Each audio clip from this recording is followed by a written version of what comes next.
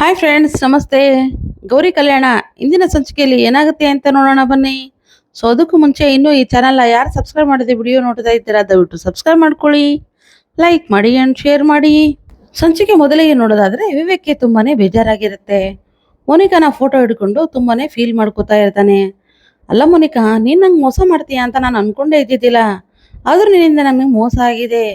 ನೀವೆಲ್ಲ ದೊಡ್ಡ ಡ್ರಾಮಾ ಕಂಪ್ನಿಯವರು, ನಿಮ್ಮಿಂದ ನನ್ನ ಜೀವನನೇ ಹಾಳಾಗೋಯ್ತು ಅಂತ ಬೈತಾ ಅವಳು ಫೋಟೋನ ಹರಿದು ಕೆಳಗಡೆ ಬಿಸಾಕ್ತಾನೆ. ಇದನ್ನೆಲ್ಲ ಹೊರಗಡೆಯಿಂದ ಸರಿತಾ ನೋಡ್ತಾ ನಿಂತ್ಕೊಂಡಿರ್ತಾಳೆ. ಆಗ ಒಳಗಡೆ ಬಂದು, ಯಾಕೆ ವಿವೇಕ್, ಏನಾಯ್ತು, ಬೇಜಾರು ಮಾಡ್ಕೊಂಡಿದೀಯಾ ಅಂತ ಕೇಳ್ತಾಳೆ. ಹೌದಮ್ಮ, ಯಾಕೋ ಮನ್ಸಿಗೆ ನೆಮ್ಮದಿನೇ ಇಲ್ಲ. ಅವಳನ್ನ ನಾನು ಯಾವತ್ತೂ ಕ್ಷಮಿಸೋದಿಲ್ಲ. ಆ ಕುಟುಂಬದವ್ರನ್ನ ನಾನು ಈ ಮನೆ ಹತ್ರ ಸುಳಿಯೋಕೆ ನಾನು ಯಾವತ್ತೂ ಬಿಡೋದಿಲ್ಲ ಅಂತ ಹೇಳಿದಾಗ, ಹೌದು ಮಗನೇ, ಅವ್ರನ್ನ ನೀನು ಯಾವತ್ತೂ ಕ್ಷಮಿಸ್ಬೇಡ. ಅವರಿಂದ ನಿನಗೆ ಅನ್ಯಾಯ ಆಗಿದೆ. ಅವಳ ಕುಟುಂಬದವ್ರನ್ನ ಯಾವತ್ತೂ ನೀನು ಕ್ಷಮಿಸಕ್ ಹೋಗ್ಬೇಡ. ಅವರಿಂದ ನಿನ್ ಜೀವನ ಹಾಳಾಗೋಗಿದೆ. ನೀನು ಬೆಳಗ್ಗೆಯಿಂದ ಊಟ ಮಾಡಿಲ್ಲ, ಬಾ ಊಟ ಮಾಡು ಅಂತ ಕರೀತಾಳೆ. ಇಲ್ಲಮ್ಮ, ನಮ್ಗೆ ಹೊಟ್ಟೆ ಹಸಿವಿಲ್ಲ ಅಂತ ಹೇಳ್ತಾನೆ. ಇರ್ಲಿ ಬಾ ಮಗ, ಅವಳಿಗೋಸ್ಕರ ನೀನು ಊಟ ಬಿಡ್ತೀಯಾ? ಅದೇನು ಬೇಕಾಗಿಲ್ಲ, ನಾನು ನಿಂಗೆ ಊಟ ಬಡಿಸ್ಕೊಡ್ತೀನಿ, ಬಾ ಊಟ ಮಾಡು ಅಂತ ಮಗನ ಕರ್ಕೊಂಡು ಡೈನಿಂಗ್ ಏರಿಯಾಗೆ ಹೋಗ್ತಾಳೆ. ಈ ಕಡೆ ಹೋಟೆಲ್ ರೂಮಲ್ಲಿ ಮೋನಿಕಾ ಒಬ್ಳೇ ಇರ್ತಾಳೆ. ಯಾಕಂದ್ರೆ ಅನಿಕೇತ್ ಅವಳನ್ನ ಬಿಟ್ಟು ಹೋಗಿರ್ತಾನಲ್ವಾ. ಸೊ ಅದಕ್ಕೋಸ್ಕರ ಅವಳು ಆ ಕಡೆ ಈ ಕಡೆ ಅಡ್ಡಾಡ್ತಾ ಇರ್ತಾಳೆ. ಅಯ್ಯೋ, ಏನ್ ಮಾಡೋದು, ಇಲ್ಲಿ ಟೈಮ್ ಪಾಸೇ ಆಗ್ತಾ ಇಲ್ಲ, ಟಿವಿ ಬೇರೆ ಇಲ್ಲಿಲ್ಲ, ನನಗಂತೂ ತುಂಬಾನೇ ಬೇಜಾರಾಗ್ತಾ ಇದೆ. ಏನ್ ಮಾಡ್ಲಿ, ಹೋಗ್ಲಿ ಪೇಪರ್ ಆದ್ರೂ ಓದೋಣ ಅಂತ ಅಲ್ಲೇ ಇರೋ ಪೇಪರ್ನ ತಗೊಂಡು ಓದೋಕೆ ಶುರು ಮಾಡ್ತಾಳೆ. ಆ ಪೇಪರ್ ಅಲ್ಲಿ ವಿವೇಕ್ ಮತ್ತು ಗೌರಿ ಮದುವೆ ಆಗಿರೋ ವಿಷಯನ ಬರ್ದಿರತ್ತೆ. ಅದನ್ನ ನೋಡಿ ಮೋನಿಕಾಗೆ ಶಾಕ್ ಆಗುತ್ತೆ. ಇದೇನಿದು, ಇಷ್ಟೆಲ್ಲ ಆಗಿದೆಯಾ? ಗೌರಿಗೆ ವಿವೇಕ್ ಅಂದ್ರೆ ಆಗ್ತಾನೆ ಇರ್ಲಿಲ್ಲ. ಇವರಿಬ್ರು ಮದುವೆ ಆಗಕ್ಕೆ ಹೇಗ್ ಸಾಧ್ಯ? ಹಾಗಿದ್ರೆ ಅಮ್ಮನ್ ಬಗ್ಗೆ ನನ್ ಬಗ್ಗೆ ಎಲ್ಲ ಗೊತ್ತಾಗಿರ್ಬೋದಾ?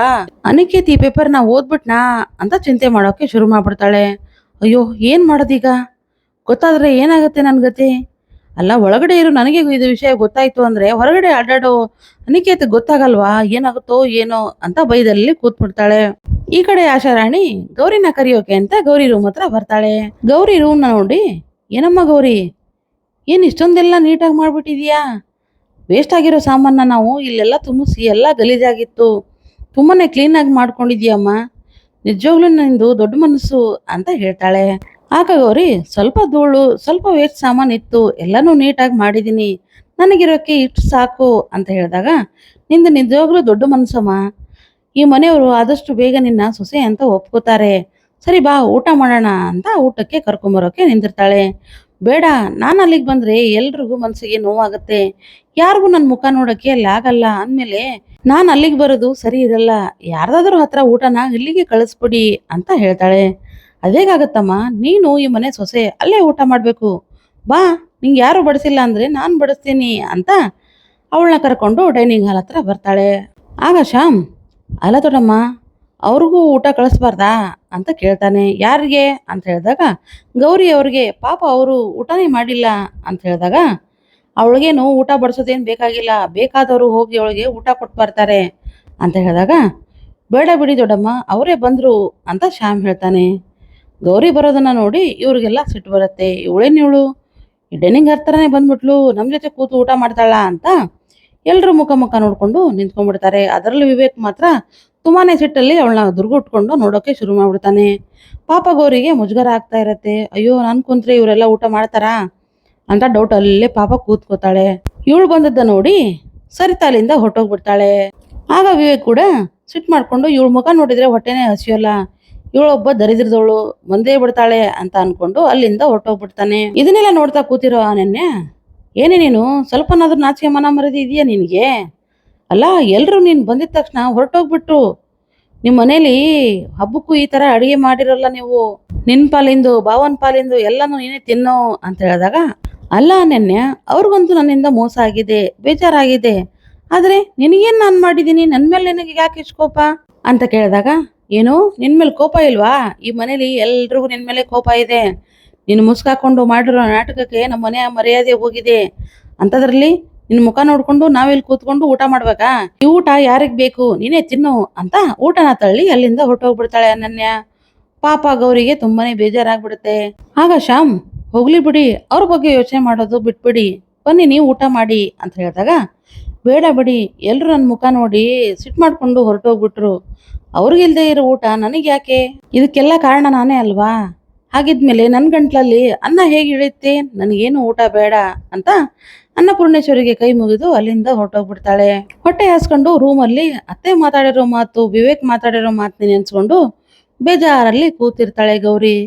ಅದೇ ಟೈಮಿಗೆ ಫಿಟ್ಟಿಂಗ್ ಗಿಡಕ್ಕೆ ಅಂತಾನೆ ಚಂಚಲ ಅಲ್ಲಿ ಬರ್ತಾಳೆ. ಗೌರಿನ ನೋಡಿ, ಓ ಮದುಮಗಳು ಶೋರೂಮಲ್ಲಿದ್ದಾಳೆ, ಒಳ್ಳೇದಾಯ್ತು ಇವಳಿಗೆ, ಇವಳು ದಿಮಾಕಕ್ಕೆ ಇದು ಕರೆಕ್ಟಾಗೇ ಇದೆ ಅಂತ ಹೇಳ್ತಾ, ಏನಮ್ಮ ಗೌರಿ ಊಟ ಮಾಡಿದೀಯಾ? ಅಯ್ಯೋ ಪಾಪ ನೀನು ಊಟನೇ ಮಾಡಿಲ್ಲಲ್ಲ ಇವತ್ತು ಅಂತ ಹೇಳ್ತಾ, ಪಾಪ ಈ ಮನೆಯವರು ನಿನಗೆ ತುಂಬಾನೇ ಕೀಳಾಗಿ ನಡ್ಸ್ಕೊತಾ ಇದ್ದಾರೆ, ನಿನ್ನ ಸ್ಟೋರ್ ರೂಮಲ್ಲಿ ಬೇರೆ ತಂದು ಹಾಕಿದ್ದಾರೆ. ನಿಮ್ಮಮ್ಮ ನನಗೆ ಕಾಲ್ ಮಾಡಿದ್ಲು, ಆದರೆ ಇಲ್ಲಿ ನಡೀತಾ ಇರೋ ವಿಷಯನ ನಾನು ಅವಳಿಗೆ ಹೇಳಿಲ್ಲ, ಹೇಳಿದ್ರೆ ಸುಮ್ಮನೆ ಅವರು ಬೇಜಾರು ಮಾಡ್ಕೋತಾರೆ ಅಂತ ಹೇಳಿದ್ದಿಲ್ಲ. ಪಾಪ ನಿಮ್ಮಮ್ಮ ತುಂಬಾನೇ ಟೆನ್ಷನ್ ಮಾಡ್ಕೊಂಡಿದ್ದಾರೆ, ಯಾಕಂದ್ರೆ ನಿಮ್ಮ ಮೋನಿಕಾ ಅಕ್ಕ ಇನ್ನೂ ಮನೆಗೆ ಬಂದಿಲ್ವಂತೆ. ಅವಳು ಎಲ್ಲಿದ್ದಾಳೋ, ಯಾವ ಪರಿಸ್ಥಿತಿಯಲ್ಲಿದ್ದಾಳೋ, ಬದುಕಿದಾಳೋ ಸತ್ತಿದ್ದಾಳೋ ಯಾರಿಗೂ ಗೊತ್ತಿಲ್ಲ. ಇವಾಗಂತೂ ತುಂಬಾನೇ ಆ ಥರ ಕೇಸ್ಗಳು ನಡೀತಾ ಇದ್ದಾವೆ. ಇವತ್ತು ನ್ಯೂಸ್ ನೋಡಿದೆ, ಎಲ್ಲೋ ಒಂದು ಕೆರೆ ಹತ್ರ ಒಂದು ಡೆಡ್ ಬಾಡಿ ಸಿಕ್ಕಿದೆ ಅಂತೆ.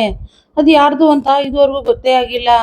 ಆ ಡೆಡ್ ಬಾಡಿ ನಿಮ್ಮ ಅಕ್ಕಂದು ಆಗದೆ ಇದ್ರೆ ಸಾಕಷ್ಟೇ ಅಂತ ಹೇಳ್ತಾ ಇರ್ತಾಳೆ. ಇದನ್ನೆಲ್ಲ ಕೇಳಿ ಗೌರಿ, ದಯವಿಟ್ಟು ಆ ಥರ ಎಲ್ಲ ಮಾತಾಡೋಕೆ ಹೋಗ್ಬೇಡಿ, ಈಗ ಏನು ಮಾಡೋದು ಅಂತ ಅರ್ಥ ಆಗ್ತಾ ಇಲ್ಲ ಅಂತ ಹೇಳಿದಾಗ, ಯಾಕೆ ತಲೆ ಕೆಡಿಸ್ಕೋತೀಯ, ಪೊಲೀಸ್ಗೆ ಕಂಪ್ಲೇಂಟ್ ಕೊಟ್ರೆ ಆಯ್ತು, ನಮ್ಮ ಮನೆ ಹತ್ರನೇ ಒಂದು ಪೊಲೀಸ್ ಸ್ಟೇಷನ್ ಇದೆ, ಅಲ್ಲೋಗಿ ಕಂಪ್ಲೇಂಟ್ ಕೊಟ್ರೆ ಎಲ್ಲ ಸರಿ ಹೋಗುತ್ತೆ ಅಂತ ಗೌರಿಗೆ ತಲೆಯಲ್ಲಿ ಹುಳ ಬಿಡ್ತಾಳೆ.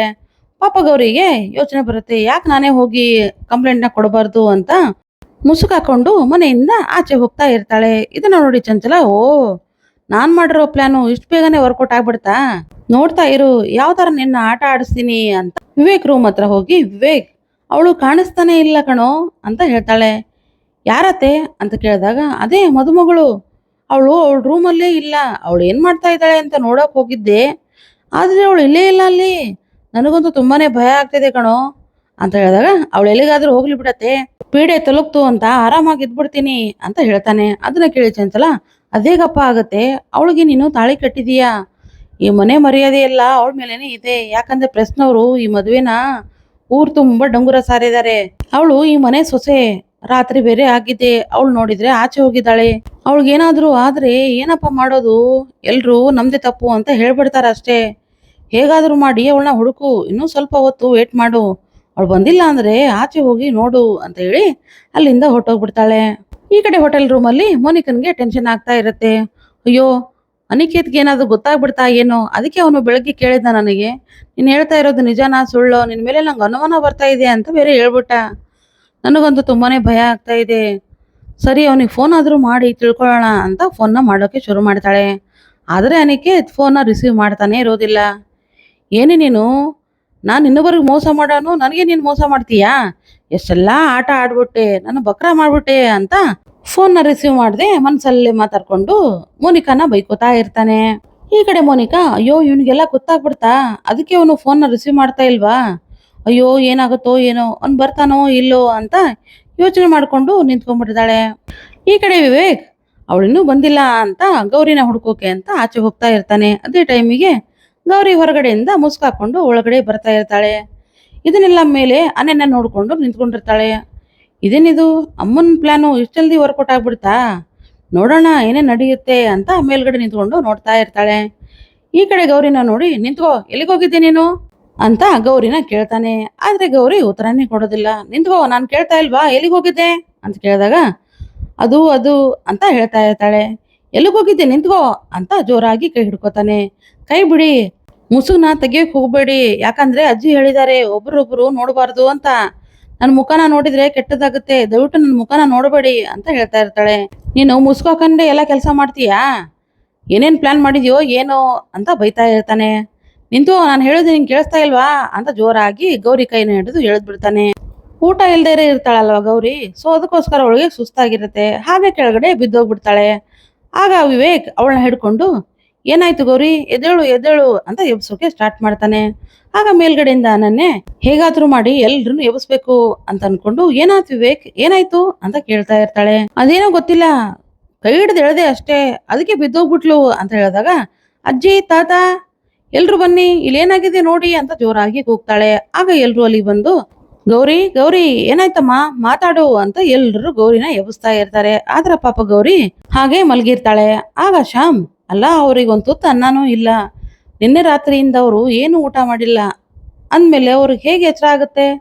ಪಾಪ ಅವರು ನಿಶಕ್ತಿಯಾಗಿದ್ದಾರೆ, ಅವ್ರಿಗೆ ಬೇಗ ಊಟ ಮಾಡಿಸಿ ಅಂತ ಹೇಳಿದಾಗ, ಹೌದಾ, ಅವಳು ಒಂದೊತ್ತೂ ಊಟ ಮಾಡಿಲ್ವಾ ಅಂತ ಹೇಳ್ತಾಳೆ ಅಜ್ಜಿ. ಆಗ ಶ್ಯಾಮ್, ಹೌದು, ಅವರು ಊಟ ಮಾಡೋಕ್ಕೆ ಅಂತ ಬಂದಿದ್ರು, ಆದರೆ ಎಲ್ಲರೂ ಅವ್ರನ್ನ ನೋಡಿ ಸಿಟ್ಟು ಮಾಡಿಕೊಂಡು ಹೊರಟೋಗ್ಬಿಟ್ರು. ಅದಕ್ಕೆ ಅವ್ರಿಗಿಲ್ಲದ ಊಟ ನನಗೆ ಯಾಕೆ ಅಂತ ಅವರು ತಮ್ಮ ರೂಮ್ಗೆ ಹಾಗೇ ಹೊರಟೋಗ್ಬಿಟ್ರು. ಅವ್ರಿಗೆ ಹೇಗಾದರೂ ಮಾಡಿ ಊಟ ಮಾಡಿಸಿ ಅಂತ ಶ್ಯಾಮ್ ಹೇಳ್ತಾನೆ. ಆಗ ಅಜ್ಜಿ, ಹೋಗಿ ಯಾರಾದರೂ ಹೋಗಿ ಊಟ ಹಾಕ್ಕೊಂಬನ್ನಿ, ಮೊದಲು ಅವಳಿಗೆ ಊಟ ಮಾಡಿಸೋಣ ಅಂತ ಊಟ ಮಾಡಿಸ್ತಾ ಇರ್ತಾರೆ. ಆಗ ಗೌರಿ, ನನಗೆ ಬೇಡ, ಮೊದಲು ನಿಮ್ಮ ಮೊಮ್ಮಗನಿಗೆ ತಿನ್ನಿಸಿ, ಅವರು ಊಟ ಮಾಡಿಲ್ಲ ಅಂತ ಹೇಳಿದಾಗ, ನನಗೇನು ಊಟ ಬೇಡ, ನೀನು ತಿನ್ನು ಸಾಕು ಅಂತ ವಿವೇಕ್ ಮತ್ತು ಕೋಪದಲ್ಲಿ ಹೇಳ್ತಾನೆ. ಅದನ್ನು ಕೇಳಿ, ಅಲ್ಲ ಅಜ್ಜಿ, ನಾನು ಊಟ ಮಾಡೋದು ದೊಡ್ಡದಲ್ಲ, ಅವ್ರು ಊಟ ಮಾಡಬೇಕು, ಯಾಕಂದರೆ ಅವ್ರು ಊಟ ಮಾಡುವಾಗ ನಾನು ಬಂದೆ, ಅದಕ್ಕೆ ಅವರು ಸಿಟ್ಟು ಮಾಡಿಕೊಂಡು ಹಾಗೆ ಹೊರಟೋಗ್ಬಿಟ್ರು, ಅವ್ರಿಗೆ ಊಟ ಮಾಡಿಸಿ ಅಂತ ಮತ್ತೆ ಹೇಳ್ತಾಳೆ. ಸೊ ಇಲ್ಲಿಗೆ ಈ ಸಂಚಿಕೆ ಎಂಡ್ ಆಗುತ್ತೆ. ಈ ಸಂಚಿಕೆ ನಿಮಗೆ ಇಷ್ಟ ಆದರೆ ಖಂಡಿತ ಲೈಕ್ ಮಾಡಿ, ಶೇರ್ ಮಾಡಿ ಆ್ಯಂಡ್ ಸಬ್ಸ್ಕ್ರೈಬ್ ಮಾಡಿ. ಸೊ ನೆಕ್ಸ್ಟ್ ವಿಡಿಯೋದೊಳಗೆ ಸಿಗೋಣ. ಸೊ ಅಲ್ಲಿವರೆಗೂ Tata, bye bye and take care.